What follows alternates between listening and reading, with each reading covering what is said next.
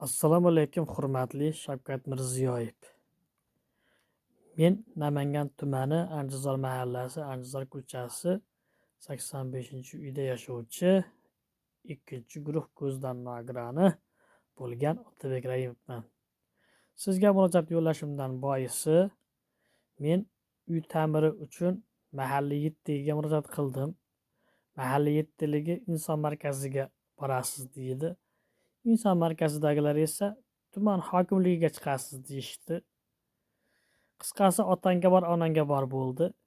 Keyin sizni ishonch telefon raqamingizga qo'ng'iroq qilib yordam so'radim. U yerdan xat to'g'ri ularga tuman hokimligiga kelib tushdi. Tuman hokimligidan inson markaziga keldi. Inson markazidan yana o'zimizni mahallamizga keldi. Qisqasi otangga bor, xolangga bor, onangga bor. Bitmayapti. Shuning uchun sizga to'g'ridan to'g'ri mana shu uy ta'miri uchun o'zingizga mana shu Ozodlik kanali men juda yaxshi ko'raman.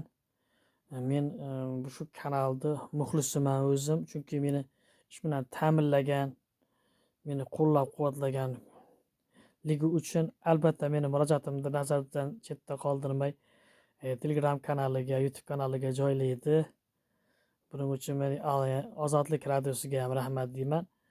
Va sizga to'g'ridan to'g'ri murojaat qilishga majbur bo'ldim. Chunki men endi uyimni ta'mirlab, mana shu hozir o'tirgan uyim juda endi ko'rsatib nima qilmaymiz.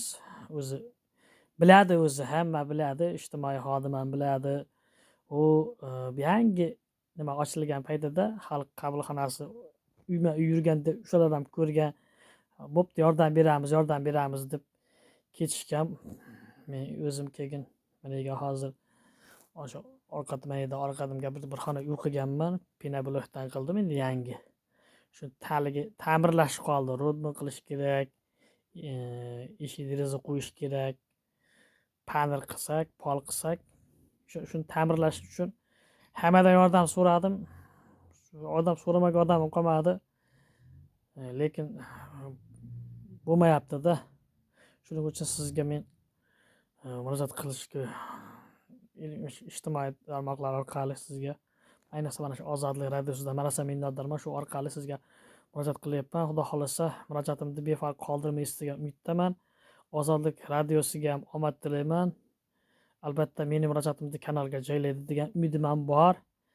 O'sha uy ta'miri uchun bir 70 million ketadi menimcha.